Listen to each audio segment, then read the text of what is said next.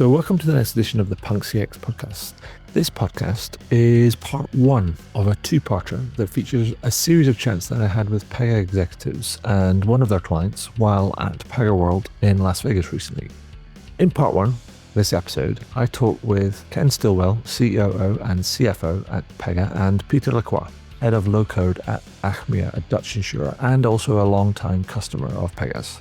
Now, some of the things we cover include the big themes and takeaways from the event, a CFO's perspective on tokenmaxxing and tokenomics, Pega's response to all of that, Achmea's journey with Pega, how they're using various parts of their platform, and also the impact on their customers and business. So let's get into the first conversation I had with Ken. Welcome to the Punk CX podcast. With me today, I have Ken Stillwell, who is the COO and the CFO of Pega. First time on the podcast. Hello, welcome. How are you doing? I'm great. Thanks for having me. Thank you very much for being here. We're at Pegaworld, but I just wanted to wanted to ask you to introduce yourself and tell me a little bit about the sort of the work that you do, because it's actually not common having a CFO and a COO kind of like role. And so tell me about how that kind of looks on a sort of a day-to-day basis. Sure. So I've been at Pega, actually I'm coming up on my 10-year anniversary. When I started, I had what I would maybe call is a CFO plus type role, where I had the CFO type functions, but I also had the chief information officer and the chief legal officer and some other functional areas. When we moved to the cloud, we made a big move to the cloud, which came shortly after I joined, and I had run parts of the cloud organization in my previous experience, and so it was a natural transition for me to take on some of the cloud and operational areas, and also some of the engineering areas that support the cloud. And so that's kind of when I became the COO and CFO. I think now, if you asked me what how I viewed my role or what a week looked like for me, I would say I pretty much touch all the different parts of the business, right? If I'm talking to, Krim around or some roadmap decisions, or whether I'm talking to our sales teams around how we're attacking new territories, or whether it's my own teams that I'm working with, I kind of view myself as maybe a glue, so to speak, of putting all the pieces together. Okay, and so we're at Pegaworld. We're now on kind of towards the end of day two. I guess people are starting to sort of wind down and sort of starting to, I guess, ruminate on some of the things that they've seen and they heard and stuff. I mean, there's been some great stuff, but I wanted to hear from your perspective, like, what are the sort of big standout highlights for you? Well, I think there's one subtle one that actually wasn't really on the stage, but has been an observation I've had as I've talked to people across the conference, which is Pegaworld has really transformed over the years to be more of a business user audience, right? Like, a lot more of the people here are business users, business owners, thinking about the problem, how to solve the problem. There are still lots of technologists here, but I do think that shift is noticeable. Okay. When you think about some of the messaging and some of the announcements we've put out, it's really kind of what we're really trying to help clients do is using our world-class, best-in-breed technology is help clients reimagine and re-envision how they will actually get work done, and leveraging AI, using some of the best things that they've done over time, and also using some of the new best practices. And the AI convergence there really hits some of the discussions we've had about tokenomics and the economics of that, because one of the biggest challenges that I think our clients are seeing is, how do I use this AI technology in the right way? Like, how do I really get value? And I think it has been a largely experimental process here for the first part of the year. I want to dig into the tokenomics kind of bit, because Alan riffed on the whole tokenmaxxing and so tokenomics sort of thing, and it's something that's a concern that I've been having around the sustainability, the economic sustainability of much of this sort of stuff. And I was also thinking about, and I wanted to get your perspective as a CFO, a bit like going, I'd be thinking about it's a bit like putting your credit card behind the bar and then going, the bar's open, knock yourself out. And then as like a CFO, you're like going, I'm not sure how big that bill's going to be. And like, how do I control that sort of thing? And so I wanted to get your take on that sort of kind of issue that's in this, amongst this kind of AI sort of era that we're in. And coming from a CFO perspective, is like how the reaction to it. I mean, just tell me what you're thinking about, kind of how you would pursue. this is it's an interesting one, but because it's a problem we've seen in other areas. Right. Like we've lived in our lives, for example, we have electric coming to our homes. We understand now, after decades, how to measure the cost of electric, and we understand the inputs and things that we would do that would, for example, if we leave all the lights on, if we turn the air conditioning down to 60 degrees, if we left the windows open and turn the air conditioning down, like we understand there's a cost to that. We may not be able to mathematically calculate it, but we intuitively know that that's not really a thoughtful thing to do. For us to be surprised that when you spend 1.6 trillion on infrastructure to build out all the models, right? To think that those vendors shouldn't get paid for what they've invested in, that's silly for us to think they shouldn't be paid. So for us to think that the usage that we have, which is theoretically unmeasured, even they can't measure them in the way that we could with a meter on your house for electric, we need to understand that we are exposed to that. Now, in an experimental time, that's maybe just a cost of innovation and a cost of learning. But when you get to actually operating, that's where I, as a CFO, really draw the line. If you said to me, Ken, I don't know what I'm going to spend on tokens. It might be $1 million or it might be $2 million, but I've got to do it and I would say, well, how long is that going to persist? Is that going to be a month? Is that going to be a year? Is that going to be? What's the likelihood it's going to be this or this? And there's a risk. So there's a risk management piece of that. Now, one of the ways I might do that is I might say, well, you know what? I'll give you a credit card and the limit's only $10,000, and when you run out of time, there's ways to do it. You can't do that with tokens, right? Because you'll get the bill. So I think there's a couple pieces to this. One is we shouldn't be surprised that there's cost to this. The second is, in the experimental time, I'm probably more tolerant as a CFO to let people try things out a little bit, because you want to encourage innovation. It's a strategic sort of imperative. That's and it's boxed in, and it's boxed in. But when you actually get to a point now where we're going to start to operationalize this, that's where I draw the line. I said, I want to understand what the ROI is. I want to understand what the impact is, what the variability of cost. I'll accept some variability. We lived through this with cloud, right? We all, as an industry, everybody can tell stories about when you would get the AWS bill that was 3 times what you thought it would be, right? Because there was not great visibility. But guess what? AWS created tooling, third parties created tooling, we all got smarter. Now there's really good granularity on what your usage is, and there's even techniques that even AWS will tell you. Here's how you manage your costs, here's how you buy reserved instances, and how you read. So the market will evolve, but where we are right now, I believe it's just irresponsible to not have any idea what your costs are going to be and whether there's any value. And that's, I think, our key message. But then you've actually taken a very different approach. I mean, Pega's gone, actually, we understand this, but we're sort of like laying a track down and saying this is the way. What we're trying to formulate is a structure that can be emulated around how you manage this. And one component, there's a few. One component is design time versus runtime. Sure. There's a logical thing of when you're going to design something and you're going to do it once, you can spend the time and effort to basically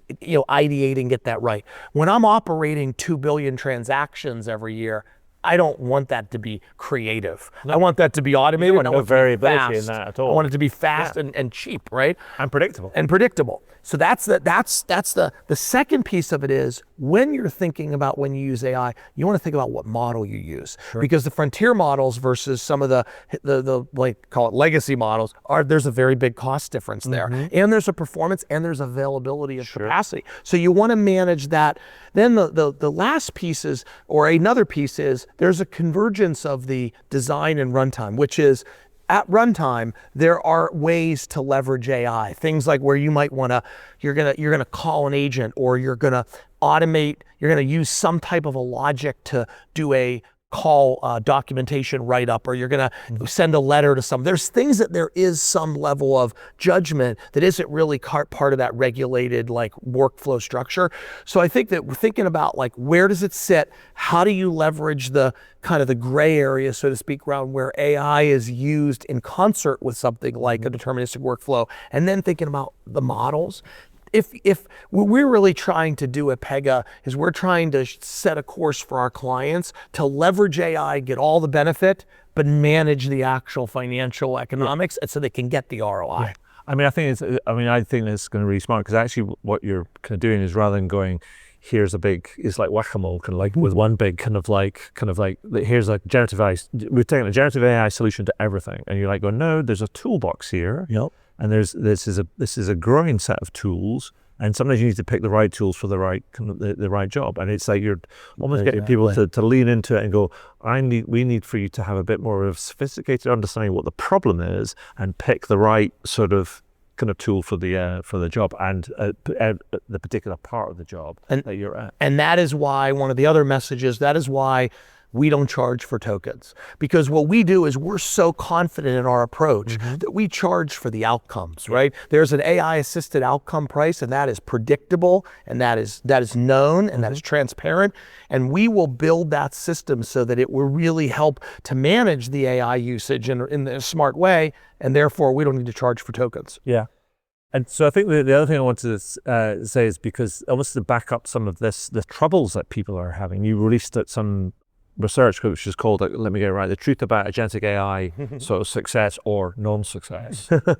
I wonder if you can help me understand some of that's almost like speaks to the landscape, right? And some of the challenges that you're having, because actually you're saying, here's a big problem, here's kind of our approach, here's some of the kind of the challenges, and you're almost like saying, well, this is sort of supports our hypothesis, and we're trying to be the solution, as it were. So what has the research kind of told you? I think one of the once again, I don't know that I'm not sure that necessarily I'm surprised by what the research tells, but I'm not surprised that 1.6 trillion needs to actually have a return on investment. So that doesn't surprise me. I'm also not surprised that because of all the experiment, that without thinking about ROI, that most executives have not been able to see ROI. Sure. ROI is elusive.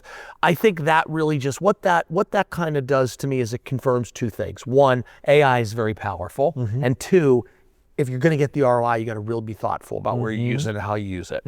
We shouldn't think that because ROI has been elusive that AI is not valuable. No, it's just valuable for certain purposes. Sure. And that's where you need to think about using that. And I kind of generically think about AI as anywhere where a human being was going to use judgment, was going to use analysis, was going to try to do something using their own mental and experience capacity. That's the perfect use case for AI.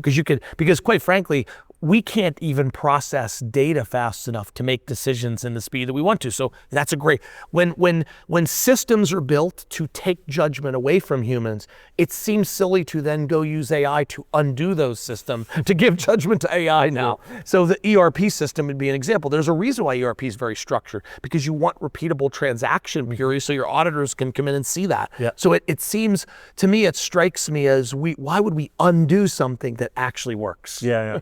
Sure.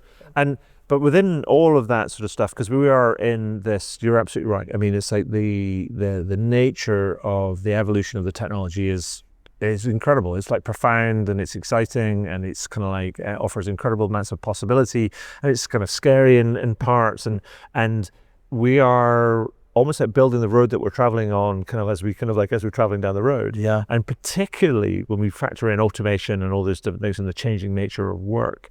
And a lot of people are are trying to figure that out. And I'd be interested to, particularly as a CFO and a COO, is like, how are you at Pega thinking about that, the future of work and the redesign of work with using all these kind of tools, because it's sort of changing kind of everything. So I have a perspective where I think about the nature of the way that things are done, and this highly is relevant in an engineering example, but there's someone sets a strategy. That's kind of one role.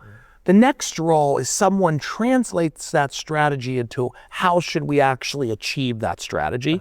The next level is the people that typically are the functions that do the actual execution against that strategy. And another one is the kind of the quality or the validation of the back end. Yeah. In engineering, it's very simple. I want to solve this problem. My product managers give me what conceptually how it needs to be done. The engineers actually do it, and the testing group. But you could go across all the functions, and there's a similar process there. Yeah. So what I view is that do step. The execution is an opportunity for us to leverage AI, because it can speed up some of the judgment calls that people make, say in writing code or in reading a contract to decide how the revenue should be split. Things like there's judgment involved there. So if you think about that, I think it's going to push the real differentiated skills on people that understand how to architect the problem and understand how to make sure that the final solution actually does what it said it was going to do. Yeah. So I think what's going to happen, organizations are going to flatten, management structures are going to flatten. You're going to have more people that are content rich, and actually driving and leveraging the models to get efficiency. And a really important step is going to be the validation step on the back end, because if you can't validate what the models are doing, what the agent's doing, you're really at risk to run, with kind of work slop, as they call it, or hallucinations. I have a kind of a slightly humorous one, but a real life one that just happened last week, which is not a hallucination, but shows you what can happen if results are not validated. I was at a conference last week, an investor conference, and I was scheduled to do a fireside chat. The market was down for the day across tech. And an AI agent produced a note, and the note said, "Comments from CFO at fireside chat drive stock price down." But I had not done the fireside chat yet. So it was an AI generated. Now you think about that, you might say, "Oh, that was a hallucination." I would disagree. It knew I was going to be there. It knew that I was going to present. The stock went down. It assumed. It was not a bad assumption. It just missed that the timing was off. It made a causative sort of like link where there was no. It made a probabilistic guess, and it just happened to be wrong. What's the cost of that being wrong, right? So like that could be a lawsuit because somebody put some note out that wasn't. That's a real life example. If you're not validating the outputs, if you're not making sure that AI does what it's supposed to do, you can get really bad outcomes. Yeah, absolutely. And I think that it feels like that's probably replicated in also what you talked about. I saw some of the announcements where you have, particularly with the Infinity platform, the new release, and you have the solution builders, and you've built out the solution engineers, which is like to your point about the strategy and kind of how we're going to exit paired with kind of like to help the builders as well to accelerate that development cycle. So it feels like it's happening in real time as well. That you're almost like what you're thinking about in terms of how the work is getting restructured is it's starting to manifest itself in kind of the product and the kind of ecosystem. Have you ever seen that funny cartoon that shows it's like a playground, and I might not have it exactly right, but it basically shows this is the path of the engineer, and then this is the path of the user. And it shows like the engineer with this very sophisticated path where there's steps that go over a fence and down and around, but then the path of the user is there's just an opening in the fence, so they just walk through. So there's a gap between what people envision. What we're doing is we're helping them close that gap, because as you're ideating, as you're designing that, you see it right in front of you, and you can actually prosecute how you want the work done, how you want to design your process as you're actually building it. That's with code. That is impossible to do, because you're basically waiting to see what the code produces, and then you have to go back and write code again. So you may as well kind of make sure that you can take aim better than you're going to. So a couple of final questions. The first one is, what's coming up that you're most excited about? Oh, I think Pega 26 and Infinity Studio, and how you can take that blueprint experience from the sales and the ideation and the design into the actual build and over to the run and evolve is the biggest transformation that we've seen in the company's history. That overshadows everything for me. I think it's a completely different paradigm on how we want companies to really drive innovation and to evolve and redesign and rethink, and it allows them to do it in a context that is scalable. It reduces variability, and I think that's just a massive change for us. Awesome. And one final one. If I was to say to you, people listening into this, they go, we'd like to achieve success in terms of leveraging these AI tools out there to drive both better customer, employee, and general business outcomes, what would be Ken Stillwell's best advice?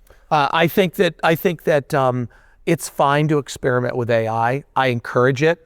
I think you have to get to a point where you understand what problems you're trying to solve. And then you should use AI where appropriate to go after those biggest problems. And I think the worst mistake that companies make, and this is AI is just one of the examples, is they sometimes take the easy but unimportant things, or they go after the things that are very complicated but work really well, and they try to make that better. And I think you got to think about, like, are those really your biggest problems? Like, I think you should go after the biggest problems. Sure. And to me, that's if you anchor yourself running a business on, like, how do I improve? Where's my biggest opportunity, or where's my biggest thing that's holding me back? And can AI help me with that? Mm-hmm. Awesome. Thank you. Awesome. Thank you. Now, I really enjoyed my chat with Ken, and particularly liked his CFO perspective on the whole tokenomics issue, as well as learning more about Pega's response to that. Now let's get into my chat with Peter Lacroix, head of low-code at Achmea, where we talk about Achmea's journey with Pega, how they're using their tools, and also the impact they're being able to drive across the business. So, welcome to the podcast. This is the Punk CX podcast. I'm here at Pegaworld with Peter Lacroix. Yeah, pronounced perfectly. Thank you very much. Head of low-code at Achmea. Welcome. Can I ask you to tell me a little bit about yourself and a bit about what Achmea kind of do, just to give us a bit of background? Yes. I'm an IT manager at Achmea, at the Central Operations Department, and with my colleagues, we are responsible for running all our enterprise application platforms that we have defined in our enterprise architecture, and Pega is amongst one of them.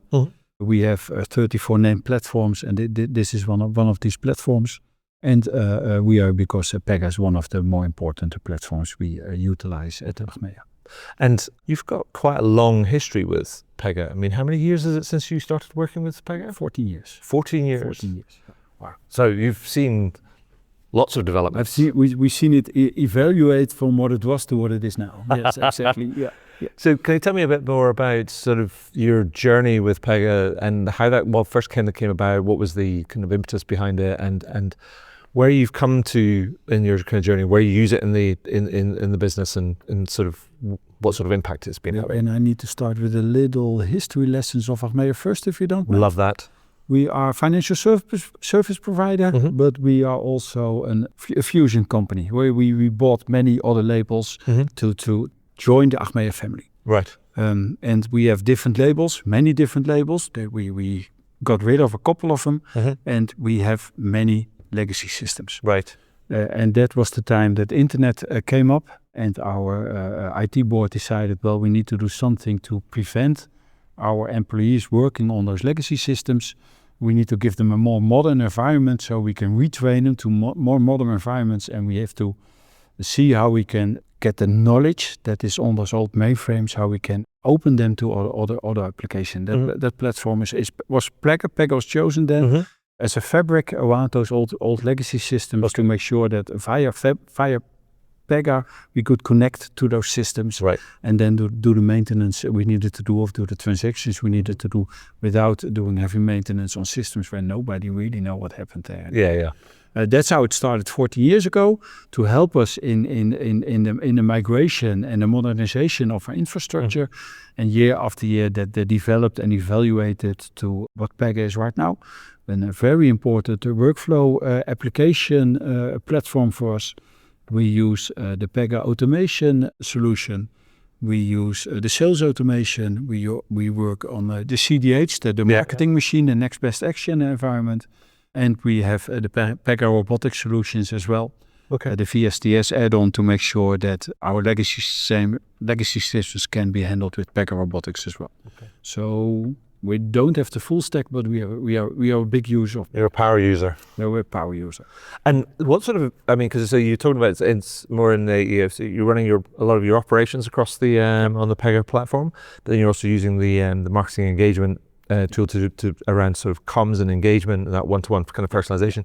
I mean, have you seen any sort of, give me a sense of the sort of impact it's had on the kind of the business in terms of the ROI, the improvement, or kind of like some of the metrics that you would kind of like look at in terms of, we've done this and this is how it's impacted the kind of business? For the workflow and the integration solutions, the more old-fashioned Pega solutions, not talking about CDH now. It's just a workflow tool that does exactly what it should do, and it has a perfect audit trail, so it makes more easy to find out who did what and from a compliance perspective, that's essential. Yes, that's essential. We have an power band that's called Centraal Beheer, and Centraal Beheer finds themselves enormous innovative, and that's based on the decision they made in the late 60s in the last century. We will be a call center only insurance company. Okay. At that time, that was a mind shift in the Netherlands. We have an insurance company that you can call, and and via the telephone you can get a call center that will help you with your claims or your products. That was in the 1960s. It was in the 1960s. Wow. And the claim was even Apeldoorn bellen. Just call Apeldoorn, we'll fix it. So we pride ourselves with an enormously innovative action, and then we all get older, new generations get born, and I see that with my children as well. They use the telephone for everything, but not for giving me a telephone call how I'm doing. They use it for all, but not for what it was invented for. Well, I think they actually talk to each other. They just don't talk to kind of older folk. The older folk, and they talk to apps. They won't even tell me what apps they are using, because then Daddy can check, and then I can just move on to another app again. But that innovative mindset that got Centraal Beheer as our most customer-faced brand to think about, well, if they don't use the telephone anymore, what can we think of then? So we went to the internet. We want to be a digital service provider, and then we decided, well, we need to think of a way to help our customers, like the way the big retailers do that. Next best actions. Other customers like they bought this and that's how our marketing engine, our decision hub got in, and it started just as a marketing engine. Right. And it was well, it's your birthday.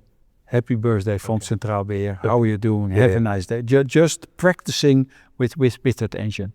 And what you see now, it's evolved to a much more mature solution where all kinds of marketing campaigns can be programmed, and that can be executed to our customer base just to give them some insights and some feedback, or do them a better solution than they have right now. And from Pega perspective, we are quite strange. Okay. Because in the Netherlands, our brands are not allowed to contact each other's customers. So we have some power bands, and FBTO is the other one. An FBTO customer will never be approached by CB, by a marketing campaign, to tell them that they should switch label. We just don't do that. We're not allowed to do that. Okay. And from Pega perspective, that's enormously curious, or it makes them curious, because here in America, everybody can contact each other to see, and we are not allowed to do that. So we are very closely connected to the CDH product unit, which is based in Amsterdam, by the way. So that makes our product owner, our marketing product owner, very connected to the CDH factory. Yeah. And that makes sure that we are more or less a lighthouse customer on some of the topics of CDH to in customer connection in our European regulated environment. Fascinating. But I also saw that on the Pega website that, so increasingly many of these systems are powered by sort of AI. Yeah. Or have, the CDH has always been AI. Yeah. So it's, it's predictive kind of AI, machine learning, even before Gen AI. So it's exactly AI has always been the sort of thing. Very intelligent thing they have. And so, but I think we've all probably seen different bits of research or different news that people have said, well, whilst customers are accepting of AI and use AI in their life, sometimes they have mixed feelings about how when it's used on them. Like they're happy to use it, but when it's used on them in terms of an engagement sort of tool, then they have mixed feelings. And I saw the thing on the Pega website was around, you were talking about AI and using these tools to build and maintain sort of like trust. And I wondered how you've gone about doing that, sort of communicating kind of with your customers so they understand what's kind of going on, and you're trying to be open and transparent about it, the whole sort of thing, to be able to, in service of trust. We don't really use AI that much in the customer interfacing. Right. Our No, call, I mean the generative AI sort of like our call center are real humans, real people Okay. you can talk to, and you can choose if you want to do a first notice of loss for a claim. You can go into an automatic stream. We will help you, but at the moment there's a signal that the claim is not just a broken bicycle, but something very more impactful happened.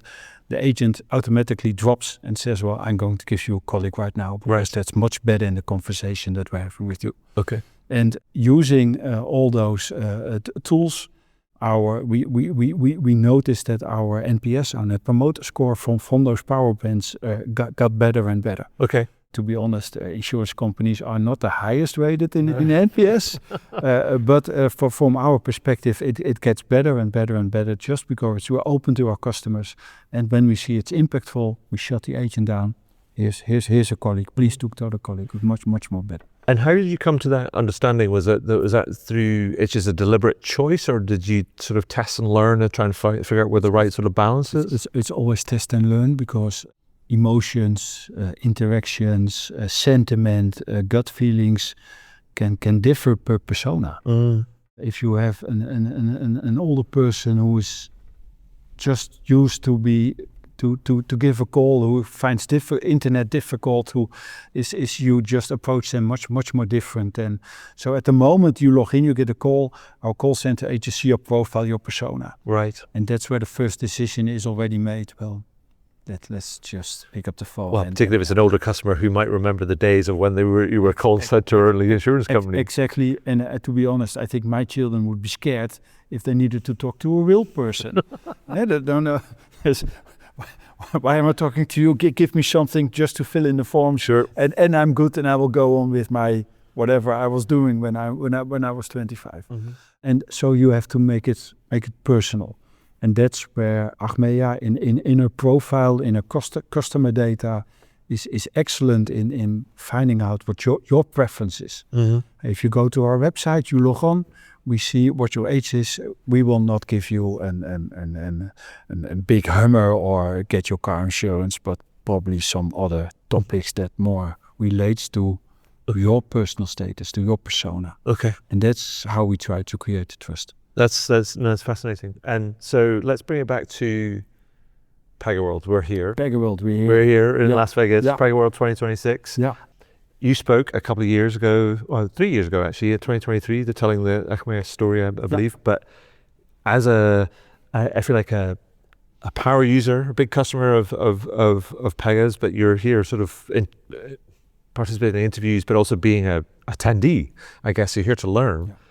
What stood out for you so far? What are you most excited about? Whether you've seen, you've gone, that's interesting. It's what Alan told this morning about connecting the LLMs and the tokens and making it more open. That's for us very impactful, very interesting, very innovative to look at it from as a platform supplier to do that. So it's very bold what he's trying to do. But you mean you're talking about when you talk about you won't pay for this, you'll cap it? Exactly. Yeah, because the whole tokenomics type of idea, where I've been using this analogy, where it's a case of like you wouldn't go into a bar, put your card behind the bar, and just leave it an open bar bill, sort of like, and then be surprised at the end of the night. At the end of the month, in this and case, you go. And you expect your CFO to sign off on that. It's like, that's not going to happen. So I think it's very bold. I think it's the first platform I see this do, and then the other one was the MetLife presentation of Nick, right? Where Nick started with those cartoons where he says AI, who wants to AI, everybody wants to AI. When you want it now, and what about regulations then? What do you mean? And that's exactly what we are confronted with as well. Sure. So all our marketing machines, all our directors, all our boards, they are so enthusiastic about AI and the possibilities and the use cases. We are immutable. Achmea is not investor owned, so we are very modest, polite, with a purpose for built by people for people. I think it is. Right? It's sustainable living for everybody. So we want to be a very decent service provider, And so we all have those use cases, but we also have health insurance, very delicate data. Yeah. We're talking about pensions, people's old sustainable way of living, very delicate information. And you have to match those agents. You have to monitor. You have to observe them. You have to make sure they don't do any funny things. So always at Achmea, always for now, everything that goes to an external contact or is about a claim or goes through a human first. There's no way that Achmea will this very prudential, very delicate information let be handled by an agent only, because your persona is so different than my persona, is so different than of my children. We want a person to have a look on what that agent is advising to do, but the agent is responsible and signs off for the work. And that's very, Nick made it very clear, that's also what we are trying to find. How do you do that in a highly regulated environment? How do you give our business labels the benefits they see in that AI, but how do you control it that it doesn't get out of control, or there's a data leakage, or what the most horrible things you can imagine. And you can't expect those colleagues to take care of that. They are marketing colleagues. They want happy customers. They want better products. They want excellent claim handling. They want less handling time. But they need IT to give them the boundaries to make sure that they accidentally don't step out of those boundaries where they just never have been requested to think about. Yeah, sure. So they're getting more and more responsible for those ideas. But we have to make sure at the IT department that they're guided in the security and observability in the handling of those agents. And once we have reached that, we are okay. But that's exactly what Nick of MetLife thought, what Alan warned us about. Don't trust the agent; it can do funny things, and that's exactly the phase we are in right now. Yeah, managing that. And so, given all that, what's next for Achmea? What's the big next sort of like step that you're going to take? Because as you say, all of this technology, it's incredibly powerful, incredibly exciting, offers fantastic range of possibilities. But we can't do everything all at once. No, we can't do everything. We're not allowed to do everything all at once. And we'll be very, very careful on doing everything. But we are investigating together with Patrick, together with our enterprise architects and Pega, how we can get into a more decent collaboration in embedding all those new modern facilities that Alan described this morning, to embed them on our platform. Okay. But we will do that because we're so heavily regulated. We'll do that very careful, and we know we'll get all the attention we need, all the guidance we need, because especially on our CDH machine, we are so very interesting in the way we need to work within the Dutch government. If they solve our issues, they probably have solved all the issues all the other issues as well. Yeah. So we will get there, but it takes some time. And again, we are heavily regulated. We can't make any data mistake. It will be butchered. Yeah, so it just can't happen. One slip is one slip too much. Yes. So for a final question, if you could have your time again, 15 years, you could roll back the clocks, and your journey with Pega, would you do anything differently? We would have been more active with them on the product development. So what we see now is we have some applications with some older user interface that all needs to be modernized, and we are trying to figure a way to get to the modern Pega user interfaces, and that's what we do. And I think we got into a more closer collaboration, we would have prevented some pitfalls we are standing in right now to get out to make it even more modern than it is right now. Okay. But for now, I'm a member of the Pega platform cap. I can't complain about lack of attention. Our marketing colleagues can't complain that he's never welcome in Amsterdam to visit the CDH machine. I think we are very well taken care of. But sometimes the collaboration can be better, but that's with everybody. So this is a 15-year-old marriage so far. Then you sometimes wake up grumpy. You have a chat, and then you're better again. Absolutely. So, yeah. Well, thank you so much, and congratulations on your journey so far and your success today, and may it long continue. Yes, we hope so as well. Thank you. Thank you very much.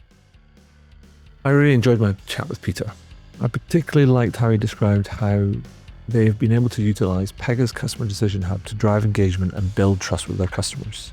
So that brings us to the end of part 1 of the podcast that I recorded at Pegaworld. I hope you enjoyed these 2 conversations, but do tune in next week for part 2 featuring chats I had with Matt Healy, Senior Director, Product Strategy and Marketing at Pega, and Tara Dezau, Senior Product Marketing Director at Pega also. Thanks very much, and hopefully you'll join me next week for part 2. Thank you.